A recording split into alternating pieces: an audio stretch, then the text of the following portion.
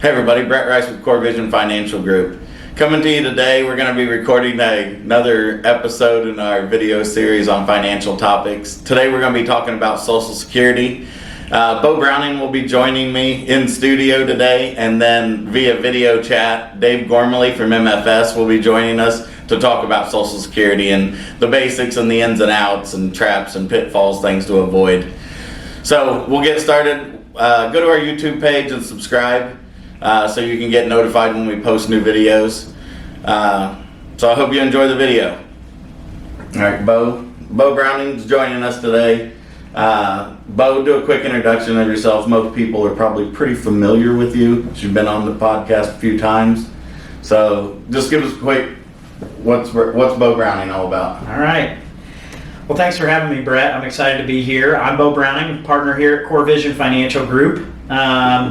My main focus for the firm is investment planning. I do a lot of asset allocation, research on investments, designing and rebalancing our models. So those are some of the main focuses, here at the firm, and I'm excited today to be doing a topic that's a little bit out of that scope. We'll be talking about Social Security here with Dave, so I'm excited to have him on the podcast. Now, Dave, go ahead and tell us a little bit about yourself. Sure. Well, good morning, guys. Glad to be with you. My name's David Ghormley. I'm from the Boston, Massachusetts area. Now live in Westfield, Indiana, with my wife and our 3 kiddos. I've been in the industry for about 16 years. I'm a chartered financial analyst and do a lot of work from a consultative standpoint on Social Security with teams like yours across the region. Great. Well, we appreciate you being here, Dave, and diving right into this topic. Why don't you share with us today some of the basics of Social Security? You and I briefly offline were chatting, mentioning filing age or, even death benefit. Some of those things. Can you share with us some of the basics that people need to know? Sure, absolutely. Yeah, I mean, the best place to start there is ultimately with your full retirement age. So 60% of Americans don't know their full retirement age. And your full retirement age, oftentimes, used in an acronym of FRA, is based on the calendar year in which you were born. So if you're born in 1954 or earlier, your full retirement age is 66 years old. Every year thereafter, up till 1960, it increases by 2 months. So 1955, it's 66 and 2 months, 1956, 66 and 4 months, et cetera, et cetera. Once you get to once you get to 1960 or more recently, then your full retirement age is going to be 67. So your full retirement age, your FRA is 66, 67, or somewhere in between. And in either case, you can file as early as 62. And 60 if you're disabled, but 62. And at age 62, the penalty for someone with a full retirement age of 67 is just a little bit steeper. So there's a permanent reduction in your Social Security benefit if you take before your full retirement age. For example, if you take it 62 and your full retirement age is 66, it's a 25% permanent reduction in your benefit. So just as a simple example, if your full retirement age benefit was $2,000 a month and you chose to take it 62 and your full retirement age was 66, you'd be receiving a benefit of $1,500 a month. So that's that 25% permanent reduction. As I mentioned, if your full retirement age is 67, and ultimately it's just proportional if it's in between, but if your full retirement age is 67, that reduction is just a little bit steeper. So instead of a 25% reduction, it's going to be a 30% reduction. So using the same $2,000 example full retirement age benefit, you're looking at a benefit of $1,400. In terms of how far you can delay and the way that works, ultimately, every month that you delay taking your benefit actually increases. So a lot of charts, including our own, candidly, make it look like there's a stair-step function increase in your benefit on an annual basis. So every time you hit your calendar year birthday, as an example, but it's actually every single month your benefit is increasing. And you can delay or defer taking Social Security all the way till age 70. So once you get to your full retirement age, your benefit actually can increase beyond that full retirement age estimated benefit. And at age 70, it does max out, respectively, for someone that has a full retirement age of 66 at 132% of that full retirement age benefit. For someone with a full retirement age of 67, it's 124%. So simple way to think about the increase once you reach full retirement age, 8% per year, 2% per quarter, however you want to think about that. So that's how you can back into once you get past that full retirement age where you get to that 132 or 124% respectively. Dave, Dave, if I could interject, how do people qualify for Social Security? Yep. So you need to have 40 quarters of earned income to qualify for Social Security on your own. And it used to be that you had to have earned income in every one of the quarters of a year. So it is still the case you can only earn 4 quarters of income, or excuse me, rather 4 quarters of credits towards that 40 credits for your benefit in a year. But it's no longer that it has to be spread out throughout the year. So just because we have a lot of farmers, as you can imagine, in the Midwest, a lot of that income is more lumpy. So literally you could earn in one quarter, you could earn all 4 quarters worth of income. And for perspective, just to give you an idea what that number is, a little over $6,000 earns you 4 quarters worth of income credits. So you do need 10 years worth of earned income. And then from there, once you have 10 years worth of income, you've now qualified. But ultimately, I think one of the more important things that people can get hung up on or confused on, Beau, is, well, what is your benefit based on thereafter? And it's based on your highest 35 years of earnings. And there is a lot of indexing that happens there. So they do index your more senior years of earnings, meaning those earlier years of earnings. They'll adjust those with inflation to determine the highest 35 years. So, one of the questions I get a lot is, well, what if I only have 30 years of earnings?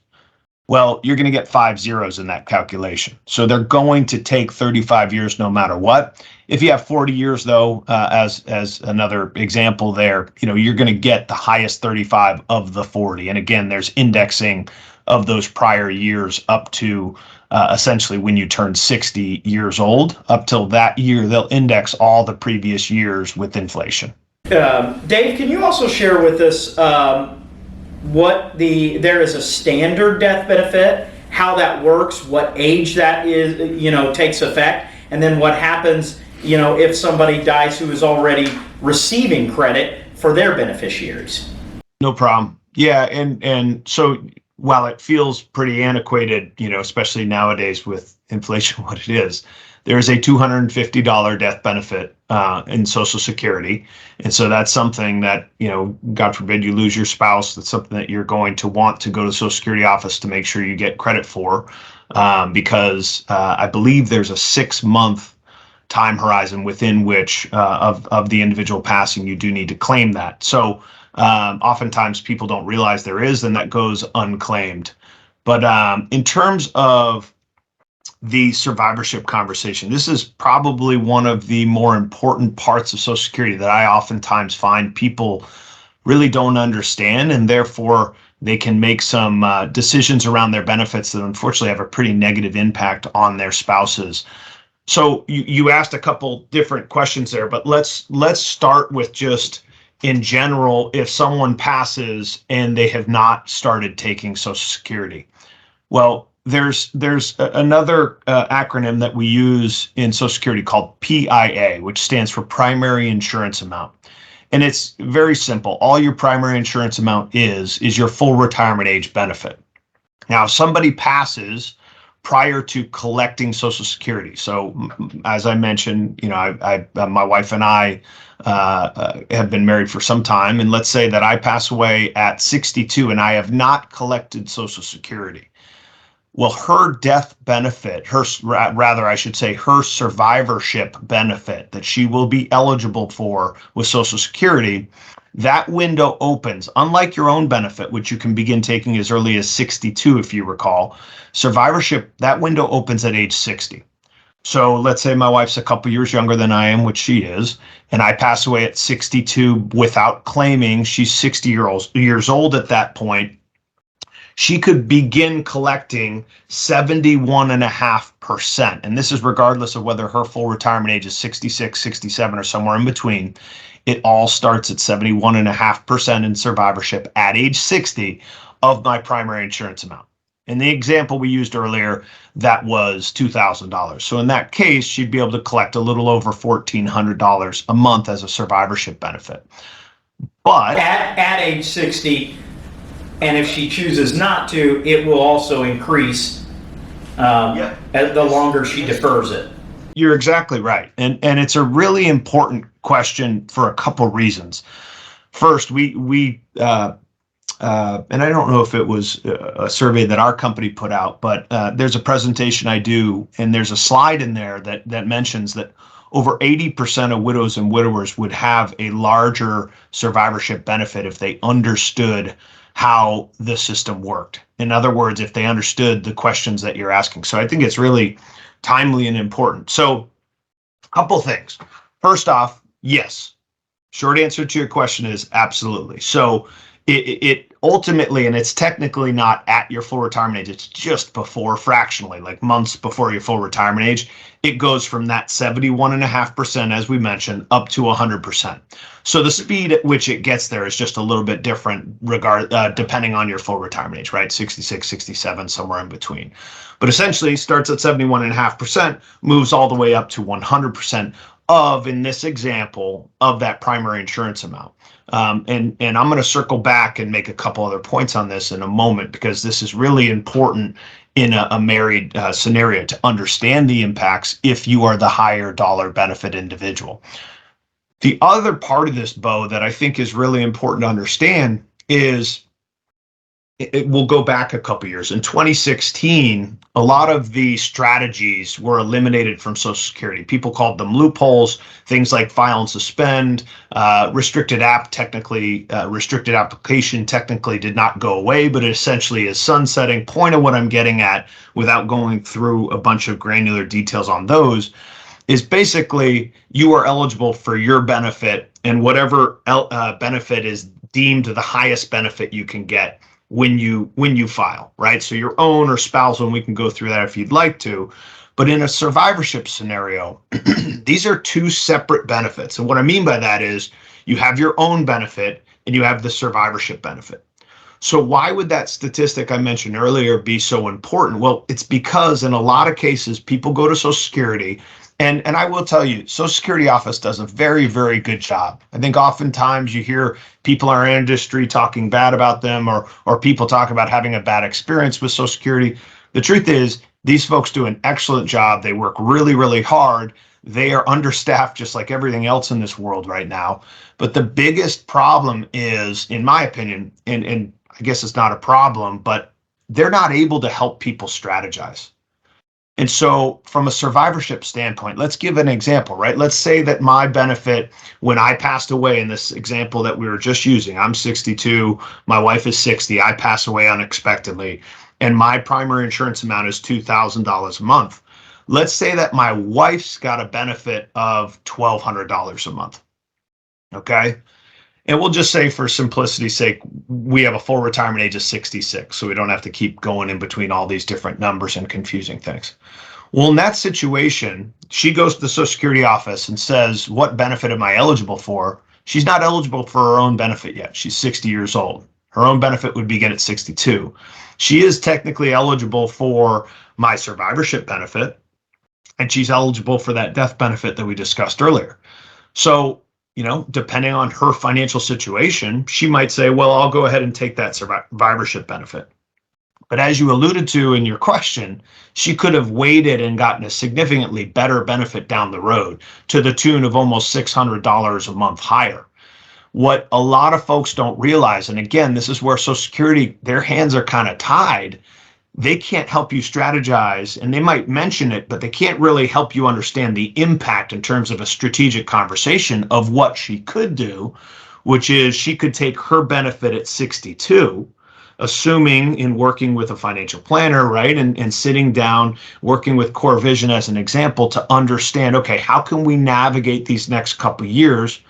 What she has the opportunity to do is assuming, in sitting down with coreVISION as an example, right, or a financial planner of her choice, and looking at all the different puzzle pieces of her scenario, assuming that maybe she has kids that are on the way out of college or trying to figure out all of that financial planning, her income needs, what ultimately we were doing as a family prior to, and can she bridge to age 62 with other sources of income, whether it's work, et cetera, et cetera.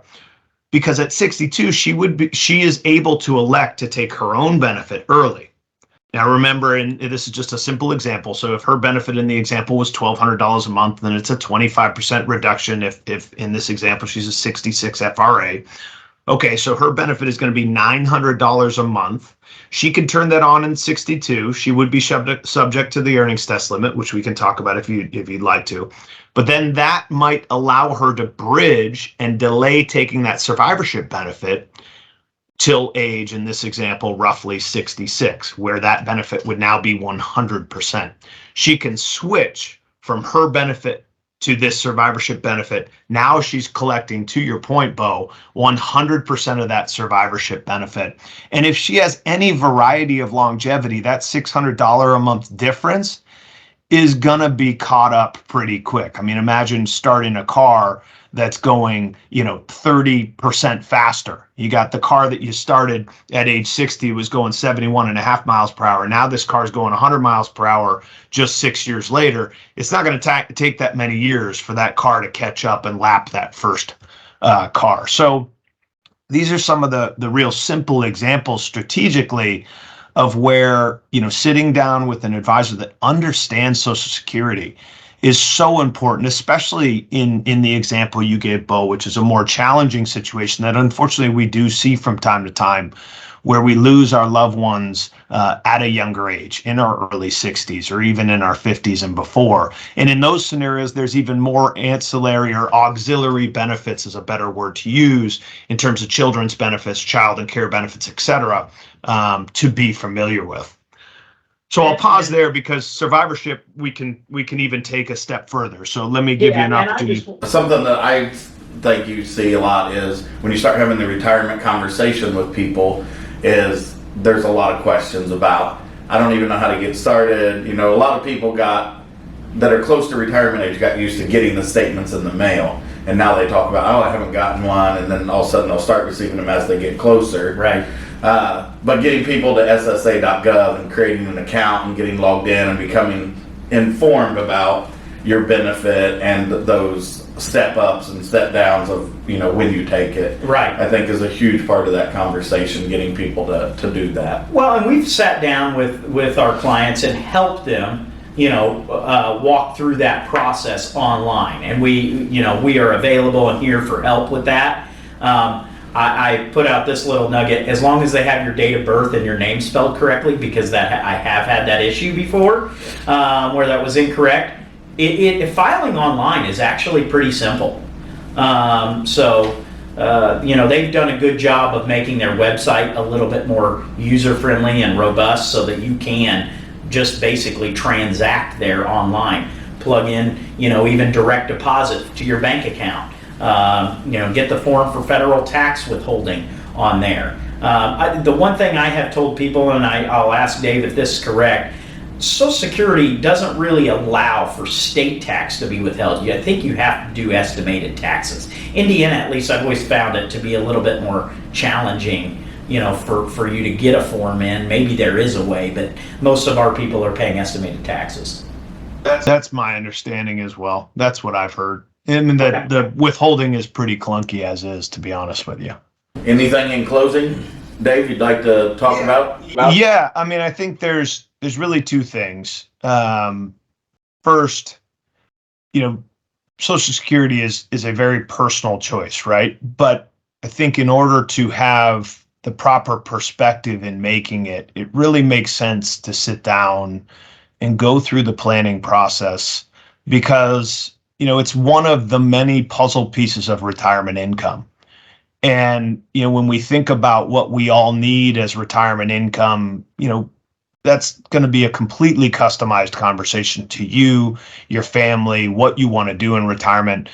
And the other thing that we oftentimes, plan for very conservatively from a planning standpoint, but has an even larger impact on the Social Security decision is longevity and your family health history. I mean, the point is, no one's bringing home photos of maximizing Social Security, right? So, it's important to understand the implications of the decisions we make, and understand how it might impact not just us, but our spouse.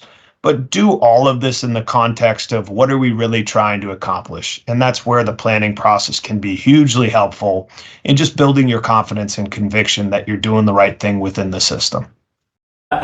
Will do. Well, we appreciate your time. It was very insightful. We try to pass this knowledge on to clients. We know that it's a big decision for them. We're constantly, this is the last pensions, defined benefit plans have gone by the wayside. I don't even know what the percentage of people that have those anymore. 6%. 6%. That's gone down from 12 since I started this career, and it was probably some crazy number 50 years ago. So this is the last place to get a guaranteed fixed income for most people, and it is an extremely important component because it will determine how much do we withdraw off of our investments to make up the difference that we need in retirement income. We talk about retirement income. We want to maximize these strategies so that they don't have to, deplete their investment assets too quickly or too broadly. We would rather have those assets last for their lifetime and beyond. And so we're constantly utilizing that as a talking point. And I think to Dave's point, it's a very personal decision. Everybody's decision and evaluation of how Social Security fits in there is uniquely their own. Yep. And people always talk about, oh, well, somebody told me to do this or somebody told me to do that, and it's like, well, do they understand the whole picture? Everybody's situation is so unique that I think people brush that aside a lot of time. They say, no, that's what works for my neighbor. Why doesn't that work for me? Yep. So I think that's a big piece of people becoming educated on it. Right. You were mentioning earlier the website being a good resource, which as long as you've gotten a login and it is a great resource. We've also had very good luck. Used to be people, it was kind of like the BMV. No one wanted to go and wait in line, right? Take a number and wait all day. They have a very good phone system. We have been able to contact somebody within 10 minutes and have them solve our issue within 10 minutes. Also, if you want to take a trip, there are, I believe, maybe 6 offices in Indiana. Don't quote me on that number. I believe there's at least 6. And for our area around here, I know Rush County falls under Richmond's office, Shelby and Decatur County fall under Columbus, and of course Indianapolis has their office, which covers most of the donut counties, maybe not all. There used to be one in Anderson. Is there still one there? I have no idea. So I knew at one point Muncie and Hamilton County actually fell under the Anderson office. So just letting everybody know that there are multiple resources to get information that isn't just from us, is exactly from Social Security themselves. So, and that's one thing I encourage clients. I'm like, talk to Social Security, get on their website, you need to invest a little bit of time in this and energy because it's very important. Yep. So I think that's something a lot of people are hesitant to do that because of, historically, it takes forever, blah, blah, blah. But like you said, registering on the website, calling have gotten a lot better. Yep.